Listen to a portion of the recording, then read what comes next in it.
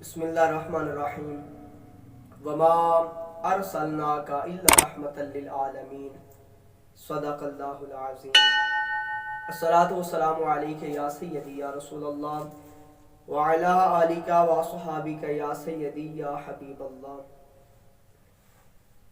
میں نے قرآن مجید فرقان حمید سے ایک آیا مقدسہ پڑھنے کا شرف حاصل کیا ہے۔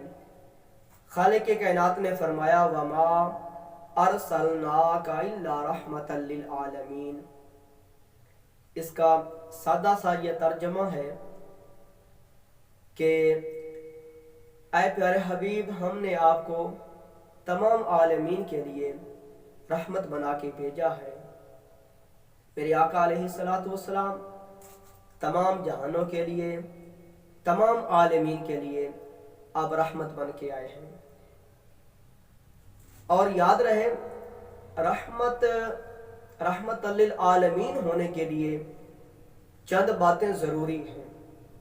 ہمارا الحمدللہ عقیدہ ہے کہ ہمارے آقا علیہ الصلوۃ والسلام تمام عالمین کے لیے رحمت ہے، تمام جہانوں کے لیے رحمت ہے، کیونکہ یہ میرے رب کا فیصلہ ہے، یہ قرآن مجید کا فیصلہ ہے کہ آقا علیہ الصلوۃ والسلام تمام عالمین کے لیے رحمت بن کے آئے ہیں۔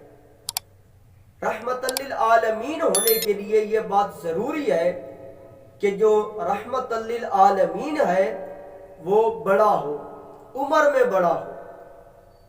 اب جو چھوٹا ہو، چھوٹا شخص رحم نہیں کر سکتا۔ چھوٹے شخص کو کیا پتا، جس کی عمر تھوڑی ہو، جو بالکل چھوٹا ہو، وہ کیا کسی پہ رحم کرے گا۔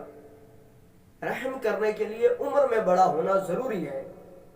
تو ایک دن میرے آقا علیہ الصلوۃ والسلام، آپ نے سید و صدیق اکبر رضی اللہ تعالیٰ عنہ سے پوچھا کہ پیارے صدیق، یہ بتاؤ میں بڑا ہوں کہ تم بڑے ہو؟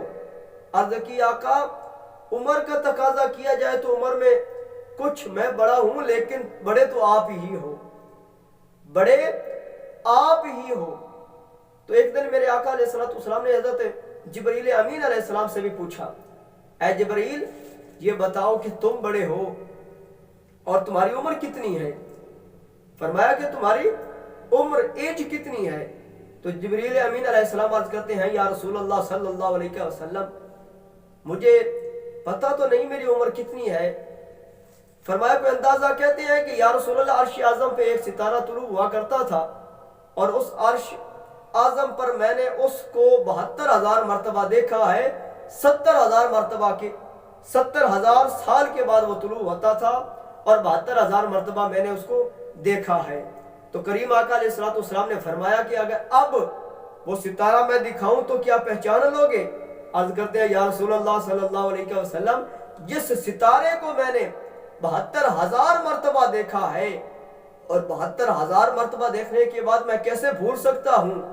آقا بڑا نورانی خوبصورت وہ ستارہ تھا جو چمکا کرتا تھا۔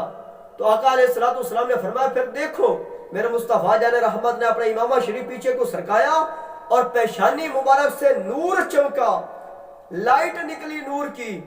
تو فرمایا دیکھو، جب جبریل امین علیہ السلام دیکھتے ہیں تو فوراً کہتے ہیں، یا رسول اللہ صلی اللہ علیہ وسلم، یہ وہی ستارہ ہے جس کو میں نے 72,000 مرتبہ دیکھا ہے۔ کریم آقا نے فرمایا، جس کو تم نے 72,000 مرتبہ دیکھا ہے وہ کوئی اور نہیں بلکہ مصطفیٰ جان رحمت کا ہی نور تھا۔ تو اس سے معلوم ہوا میرے آقا علیہ الصلوۃ والسلام جبریل امین علیہ السلام سے بھی بڑے ہیں۔ جبریل امین علیہ السلام اور خود فرمایا کرتے تھے کہ ابھی حضرت آدم علیہ الصلوۃ والسلام پانی اور مٹی کے درمیان تھے، اس وقت بھی میرا نور اللہ تبارک و تعالیٰ کی آغوش رحمت میں تھا، اس وقت بھی میرا نور موجود تھا۔ تو معلوم ہوا آقا علیہ الصلوۃ والسلام بڑے ہیں۔ اب رحمت للعالمین ہونے کے لیے آخری بات بیان کر رہا ہوں، رحمت للعالمین ہونے کے لیے یہ بھی ضروری ہے کہ وہ دنیا میں بھی رحمت کرتا ہو اور وہ قبر میں بھی، حشر میں بھی رحمت کرتا ہو۔ کیا آقا علیہ الصلوۃ والسلام قبر میں رحمت للعالمین ہے کہ نہیں؟ کیا قبر والوں کے لیے رحمت ہے کہ نہیں؟ قبر میں 3 سوال ہوا کرتے ہیں۔ کہیں پہ سیاستہ کی کتاب ہے، وہاں پہ لکھا ہے کہ 1 سوال ہوا کرتا ہے، 1 سوال ہی ہوتا ہے۔ بہرحال 3 سوال ہوتے ہیں۔ پہلا سوال، من ربو کا، تیرا رب کون ہے؟ دوسرا سوال، ماں دینوں کا تیرا دین کیا ہے؟ تیسرا سوال ما کنت تقول فی ھذا الرجل کہ مصطفیٰ جان رحمت میں کے بارے میں دنیا میں کیا کہتا تھا؟ یہ تین سوال جو ہیں یہ قبر میں ہوتے ہیں۔ برادران اسلام، بات یہ ہے کہ جب پہلے سوال ہوتا ہے کہ مر ربو کا، تیرا رب کون ہے، اگر بندہ جواب ٹھیک دے دے کہ میرا رب اللہ ہے، ربی اللہ، میرا رب اللہ ہے، تو بات یہاں پہ ختم ہو جانی چاہیے تھی کہ جس نے رب کو مان لیا، جس نے رب کو پہچان لیا، اب باقی میرے خیال میں سوال کرنے کی ضرورت تو نہیں تھی، لیکن باقی دو سوال کیوں کیے گئے؟ برادران اسلام، یہ باقی سوال اس لیے کیے گئے کہ رب کو تو ماننے والے بہت ہیں، رب کو ماننے والے بہت ہیں، لیکن رب کے پیاروں کو ماننے والے کوئی کوئی ہے۔ رب کو ماننے والے بہت ہیں، لیکن رب کے پیاروں کو ماننے والا کوئی کوئی ہے، اس لیے دوسرے سوال کی ضرورت پڑ گئی۔ دوسرا سوال کیا تھا کہ تیرا دین کیا ہے؟ دینی الاسلام، وہ کہتا ہے میرا دین اسلام ہے۔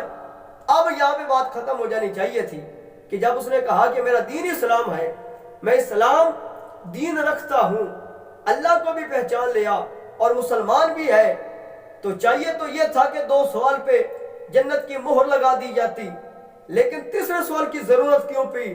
اس لیے علماء کرام فرماتے ہیں اس لیے کہ مسلمان خود کو بہت لوگ کہتے ہیں، یہاں تک لوگ کہہ دیتے ہیں کہ ہم مسلمان ہیں، ہم مومن ہیں، لیکن عقیدہ ان کا کیا تھا؟